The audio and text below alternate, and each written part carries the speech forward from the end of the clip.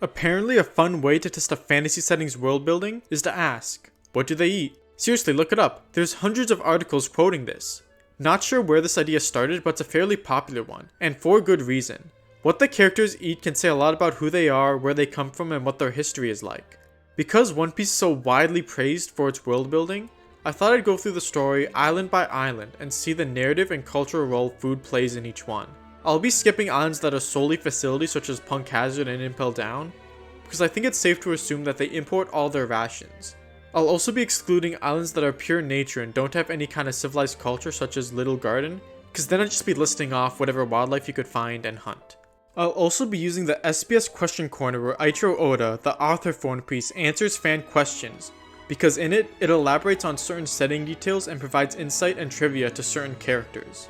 The most noteworthy of which might be the Straw Hat's favorite and least favorite meals. I won't go through all of them because I can just show you, but I will bring some up if and when I feel like it's worth mentioning or if it's interesting. Alrighty, now onto the islands. We'll begin at the beginning, in good old East Blue. Sad truth about East Blue, One Piece had no exceptional world building until well over 100 chapters in.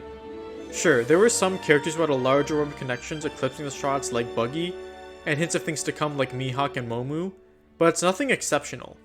And the islands range from small, simple set pieces to unexceptional towns and villages. This makes sense as the story arcs in East Blue are very short, so I'll just give you the interesting details between them. The first is Sanji's character in the role of a chef at sea, introduced in Baratier. The sea is a dangerous place, and a journey through it leaves little to no safe havens to restock your supply, so a good cook is necessary to ration and manage your inventory. Sanji is also very adamant about feeding the hungry. As a child, he nearly starved to death, and knowing how painful that is, he wouldn't want that fate falling on anyone else. Not even his worst enemies. These ideas crop up in later arcs, and it makes it clear why Sanji's least favorite food is konjac. It has little nutritional value, and unlike sweets and junk food, it's not loaded with sugar and salt to give it that strong, addictive taste. Kokoyashi Village is a very poor community, with a notable tangerine farm which Nami called home before setting out to sea. Not being able to afford much else, a lot of what Nami's family ate were tangerines picked straight from their garden. Tangerines would go on to become Nami's favorite food, and she would even continue to grow some of her own on the Mary and Sunny respectively. Personally, I'd probably feel sick of something if I ate it too much, but I can see why Nami would have a nostalgic association with tangerines. But my favorite detail in East Blue is also the first geographical one. Being right beside Twist Mountain, where all four seas converge at the entrance of the Grand Line, meant that Logtown's fishermen could occasionally find a fish native to other oceans, and bring them straight to the local market. It's not a whole lot, but for a 5-chapter arc it gets one very interesting detail across, and it shows Sanji a glimpse of how exactly his dream the All Blue could be real. The All Blue itself being a fabled sea where all fish from all oceans gather in one place. There's not much to say about the preceding Twin Capes or Whiskey Peak though. The secret bounty hunter's den just pushes their alcohol onto pirates in order to get them drunk enough to capture, and like to pretend it's a local specialty. Drum Kingdom is also trash arc, there's no food stuff here. I'm sad. There's not a whole lot to talk about yet, but Alabasta. Now Alabasta is where it really gets going, as this is the first extended island adventure. This is where the video really starts. We see some wildlife such as the Sandora dragons and fighting dugongs, but it's unknown how popular their meat is. There are also spiders shaped like strawberries that idiots try to eat. But there is one meat item that is notable. Sea cats are considered sacred animals, so hunting them is prohibited and frowned upon. This is the first example of something being prohibited in a community. The sea cat being considered sacred is likely in reference to the real-life inspirations behind Alabasta, that being Egypt. You see many Egypt coatings all throughout the arc. Ancient ruins, pyramids, Chaka and Pel being guardian deities, and also it's taking place in a freaking desert. In ancient Egypt, cats were believed to bring good luck, even going so far as to dress them in jewels to thank them, as some would even believe that they were messengers of gods, or gods themselves. We'll see more IRL inspirations as we get into later islands, and even some more interesting diet prohibitions. Some similarly religious in nature, but others being biological and even practical later down the road. Alabasta doesn't put nearly as much focus on its cuisine as it does another nutritional resource, that being the water, of course. Being a desert biome means water isn't as abundant here as it is in other islands. Before Crocodile appeared, water wasn't too hard to come by. as rain isn't uncommon and there were towns such as Yuba built for the purposes of draining and digging up water from the ground. But because of its scarcity, water is one of the driving forces in Alabasta's economy, and Crocodile understood this and used it to his advantage. Crocodile used a substance called dance powder to control the rain and destroy the balance of the economy. Dance powder can summon rain by taking moisture from surrounding areas. By forcing rain into the castle Alabarna, he set up the king as someone greedy and untrustworthy, and left a little in his own city, Rain Base, to keep his business healthy. Rain is symbolic of a few things in the narrative of Alabasta. Hope, prosperity, wealth, capital. It's something desired by everyone, and by controlling the water, Crocodile was able to control the country. And he would have gotten away with it too, if it weren't for those meddling kids. Next up is Mocktown, another short arc. A den for thieves and pirates, so naturally because pirates love booze, there's nothing but pubs and bars here. At one of these pubs, they feature the most amazing pies. Or do they? That is all, moving on. Skypeia stands out for being the first uniquely fantastical biome. The only one in the first half of the Grand Line, in fact. Unless you count Saboody's mangrove soap bubbles, but despite having a huge effect on the culture, they don't have any effects on the food. Being located up in the clouds thousands of feet above the ocean means the oxygen is much thinner in the White Sea.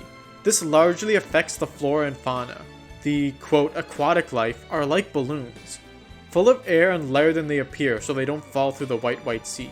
Trees originally from the Blue Sea will actually grow far larger up here as well. We can see Papagoo, Papaya, Mr. P come back from a fishing trip in his introduction, meaning the people do indeed eat these sea creatures. None of Skypeia's local dishes were highlighted besides a brief scene with a konash fruit and mentions of a sky lobster, but there was one foreign vegetable that was actually something of a plot point. Pumpkin juice is a favorite of the Sky Knight Gonfall. These pumpkins were imported into Jaya by Mont Blanc Noland, back before it got launched into Skypeia. It was a sign of goodwill from Noland to Kulgra's people, and it was taken by the Skypeians after they colonized the Shandian homeland, which they renamed Verth. The pumpkins are clearly symbolic of the benefits found within trading and interacting with foreigners or outsiders. A very important subject in the Skypeia arc is that interacting and exploring other cultures will expand your horizons, and you'll get to explore something new, which is just an exciting thing in and of itself. This might be a bit of a stretch, but I believe the choice of pumpkins in this case to be meaningful. Pumpkins are a plant that were imported across the globe during the colonial era, and we all know what happened during the colonial era. The Shandians are clearly based off of the First Nation tribes, both aesthetically and in their struggle of losing their homeland to foreigners. Pumpkins are very closely associated with the autumn season and its holidays. Not just Halloween, but Thanksgiving to some degree as well. Even if the real life history isn't as happy as some people make it out to be, Thanksgiving is supposed to represent a day of peacemaking and appreciation. And the Skypeia story arc ends in a giant party signaling an end to a conflict between two ethnic groups who now have to share a country. The thematic significance of these pumpkins have been ignored far too long. These pumpkins will have a very interesting origin down the road, but we'll get to that later.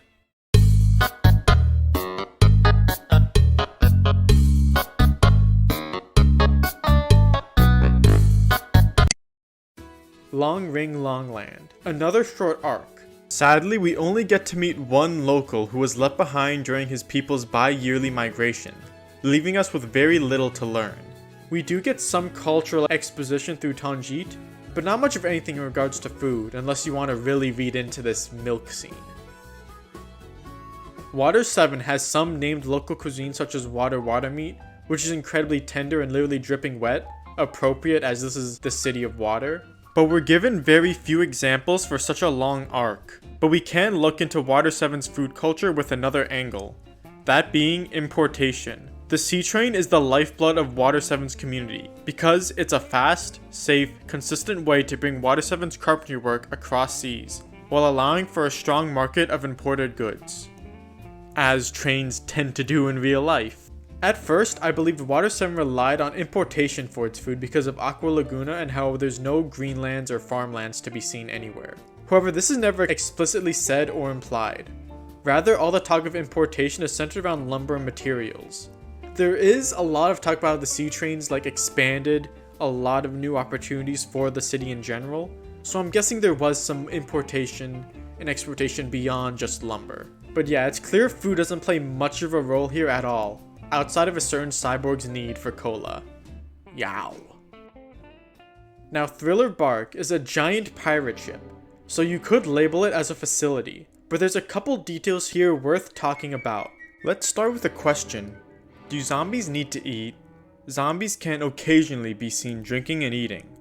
It's hard to say if they really need to eat, as according to Moria and Hogback, feelings like pain and fatigue are supposed to fade away over time, along with the zombie's original personality. It's never said if hunger disappears with exhaustion as well.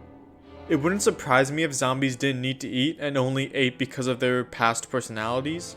They exist because of a magical cursed fruit after all. But a zombie's appetite is never addressed.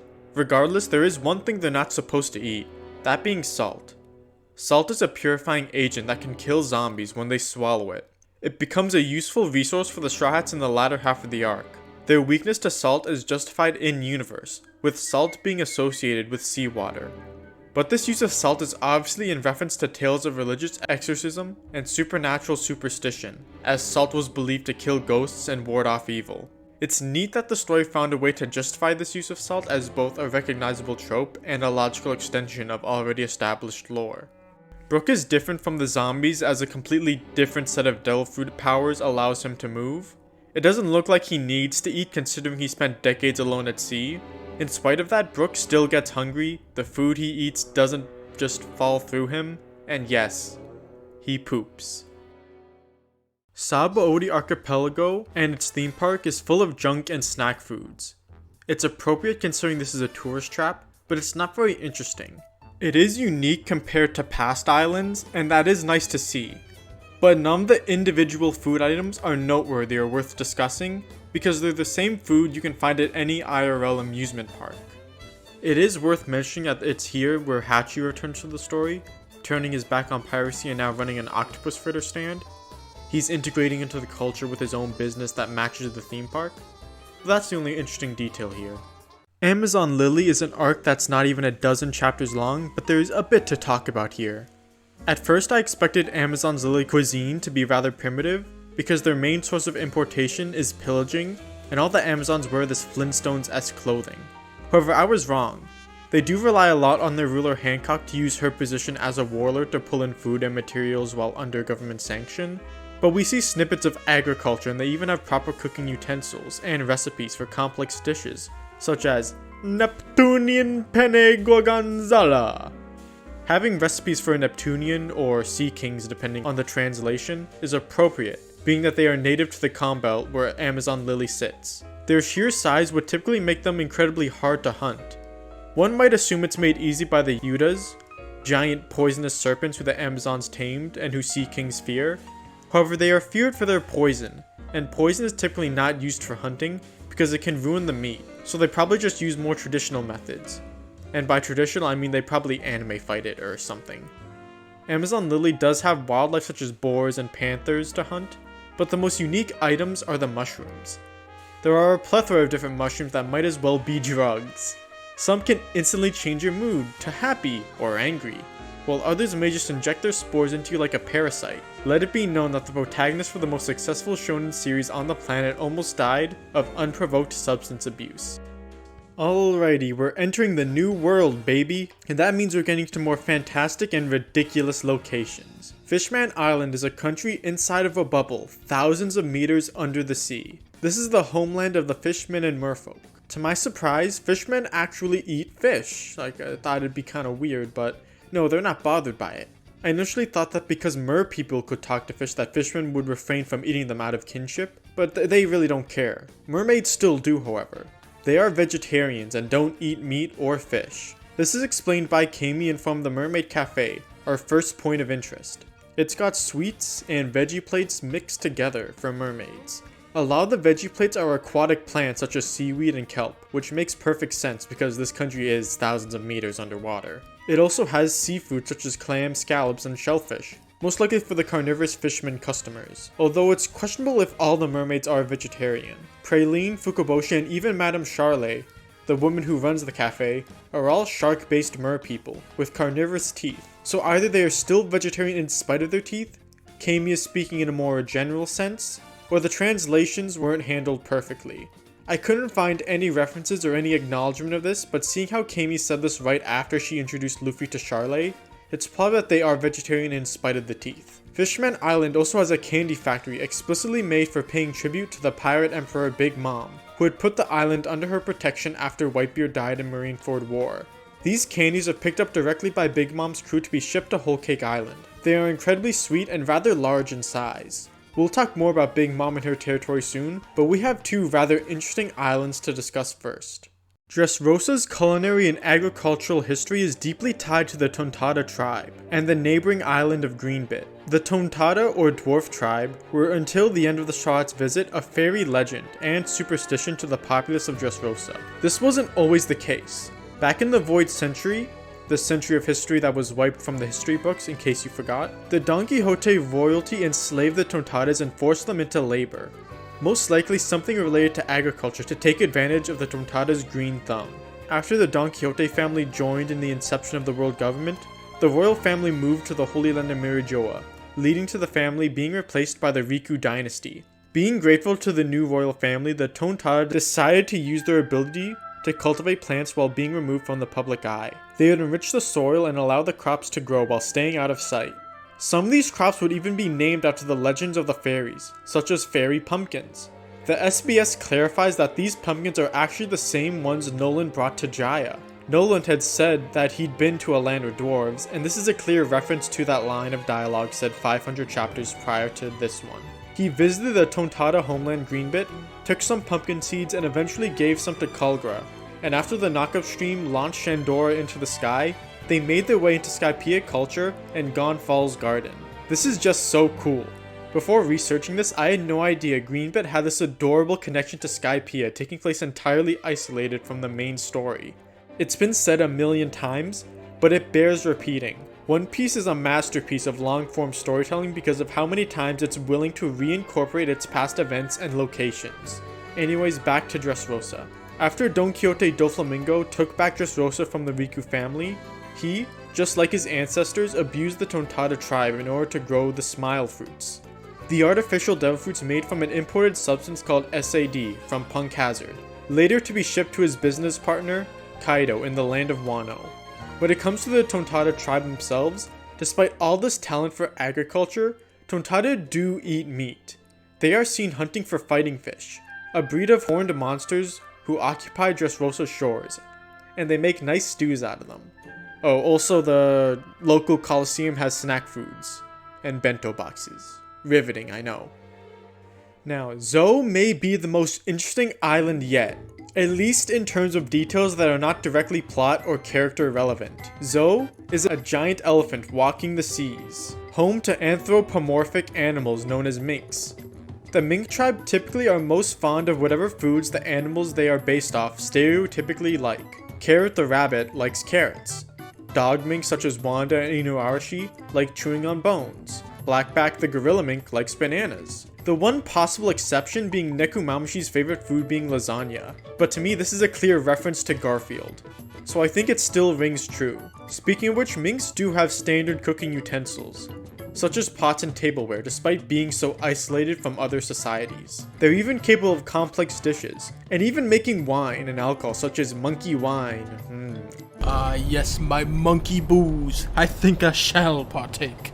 Minks do have an interesting prohibition in their diet. Minks refrain from eating anything that has fur out of kinship, and that includes us humans because we got little tufts of fur on our heads. So reptile and fish are their meat of choice. Zou doesn't get any food or ingredients from importation, at least not in the traditional sense. Zunisha, the giant elephant the minks live on, takes seawater into its trunk and then sprays it onto itself in order to bathe. Large quantities of fish are poured into the island, and the saltwater is filtered through a structure in the city's center to serve as a water supply. The minks call this rainruption a blessing from Zunisha. Zou gave us quite a bit for such a short arc, but this next one is gonna give us a whole lot for a very long arc. Oh my goodness. Whole Cake Island. It's Candyland. It's basically Candyland. We're gonna be strap in, boys. This is gonna be a long one. Tataland is a wonderland archipelago where everything talks and there's too much food to go around. Ruled by the kind queen Big Mom, who is infamous for her appetite. Her hunger pans are so bad that there's a whole team of 31 chefs under a man named Strusen, who work as her personal chefs. Totland is made up of 34 islands surrounding the capital Whole Cake Island. Whole Cake Island receives imported foods and goods from all over the sea, either as tribute for Big Mom's protection, or as pillaged goods. These are a nation of pirates after all. Back in Fishman Island, it was mentioned that Big Mom receives candy from a factory in their island. I couldn't find any examples of voluntary tributes besides this candy factory, but it's likely that there are other territories Big Mom has under her control who gives her similar tributes. As far as pillaging goes, Big Mom's crew will steal ingredients found on islands who don't cooperate with Big Mom. Sometimes under direct orders, like how various members were sent to collect ingredients for the giant wedding cake, and other times individuals will do it out of their own accord to try and gain Mama's favor. Examples include Tamago trying to bargain with Mama and Peckhams using surprise sweets for Mama as an excuse to smuggle the Straw Hats into Totland. Oh, and did I forget to mention, everything is food. Each island in Totland has a primary ingredient or a particular food that not only makes its specialty dishes, but also determines what the buildings and structures there are made of. Aside from just being a whimsical idea for a fantasy country, it was possibly constructed this way in case Mama has a hunger pan. My personal headcanon is it's a countermeasure to slow Mama down, or personally give her what she craves for in great quantities without preparation. It also means that the buildings and their materials that she destroys are more disposable and easier to clean up and replace. Many of the island's ministers are also chefs themselves, many of them using their devil fruit powers to create their meals in unique ways. Big Mom's 14th daughter, by the way, Big Mom has like 85 kids and we're gonna talk about them a bit. Smoothie, the 14th daughter, makes quite the unusual bartender. With her devil fruit power, she can squeeze the juice out of anything. At the tea party, she would serve guests juice squeezed fresh from a screaming giraffe, who I also headcanon as being Kaku undercover, and his time undercover led him to falling in love with Smoothie. Okay, sorry, back to food. Smoothie can also make juice out of lava and a babe who stabbed 100 men. Another one of Big Mom's children, Cracker, says he's a craftsman at heart and created a jam that looks indistinguishable from human blood and is an expert at crafting biscuits. Aside from the devil fruit users, chiffon is great with cake loaves and pudding is great with chocolate. Speaking of pudding, she's the minister of chocolate who runs Cacao Island. Cacao Island is the primary example of how each island in Totland governs its food in day-to-day life. Cacao's main ingredient is chocolate, and the minister of chocolate, Charlotte Pudding, permits that all chocolate is free to eat with the exception of roofing, because otherwise the weather would become a problem. Like, you don't want someone to eat your roof and then suddenly it rains the next day, like that'd suck. Anything that is not chocolate is not under Pudding's control, even though they are in her territory. The Minister of Candy, Pero Sparrow, the first son, determines the rules for the candy marshmallows and glass windows, while the Minister of Biscuits, Cracker, who we talked about earlier, determines the rules for the biscuit pillars. Other things that are not chocolate, or otherwise food, are labeled private property. Eating anything that you're not supposed to is called committing snackalism, and will immediately get you pulled into a police station. Luffy and Chopper almost get into trouble for this, but Pudding made up an excuse for them. Pudding told the officer that Luffy and Chopper work in demolition, and that they were eating the cafe because it was about to expire. Sounds like a pretty cool job to have. Now I'm gonna list the surrounding islands of Totland. Keep in mind, each one has a minister and each minister is a child of Big Mom's. Obviously some are more important than others, but they are worth talking about.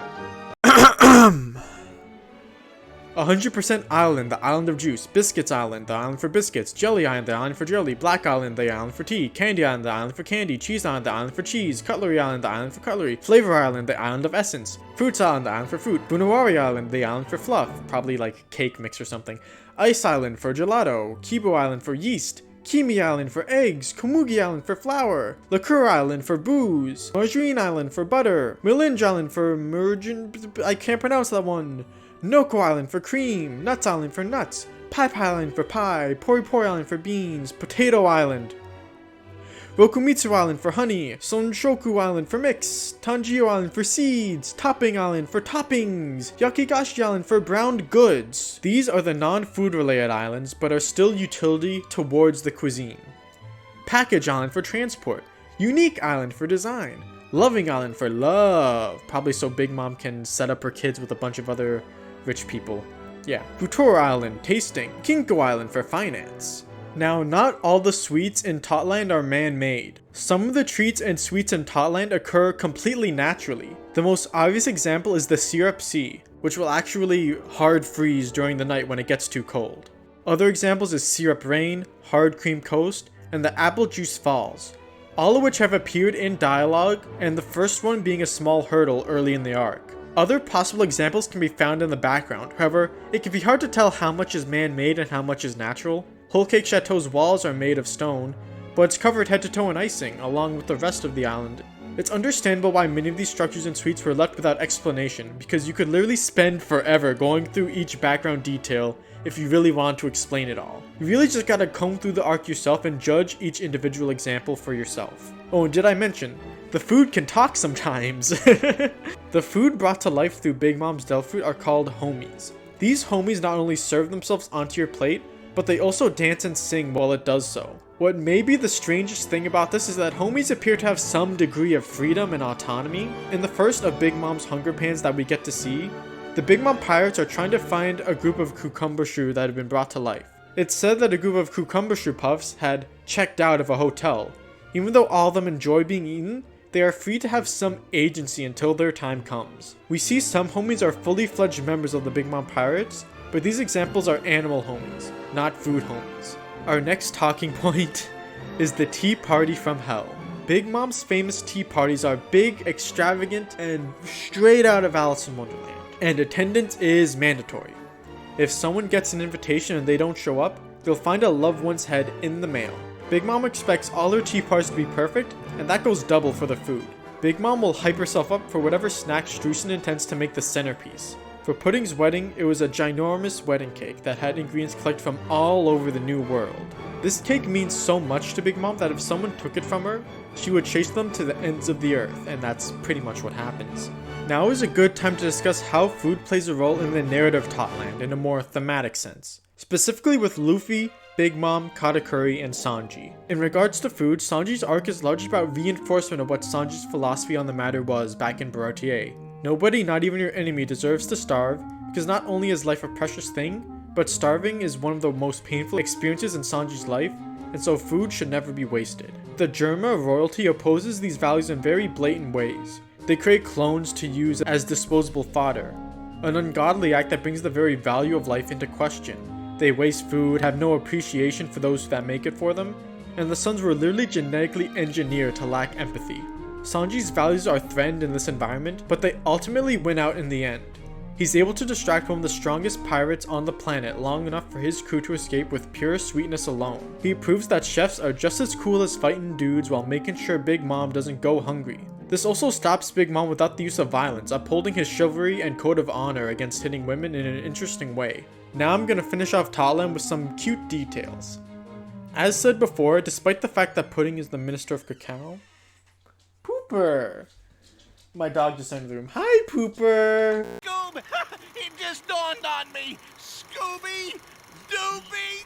As I said before, despite the fact that Pudding is the Minister of Cacao Island, some of her older siblings, Paris, Sparrow, and Cracker, don't let her make her own rules with the candy or biscuits.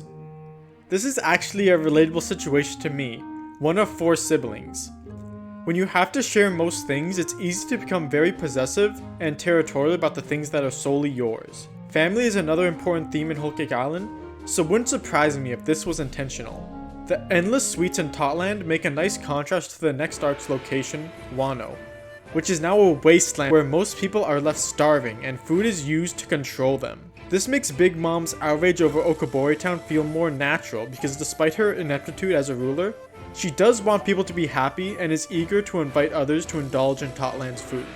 Wano does a lot with its food, but it's currently an ongoing arc, so maybe I'll do a follow-up in a year or 2 when it's over. So what did we learn today? Well, a bunch of useless trivia mostly, but isn't that part of the craft?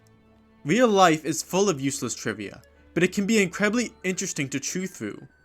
There are already countless documentaries and books about the food we eat and its history.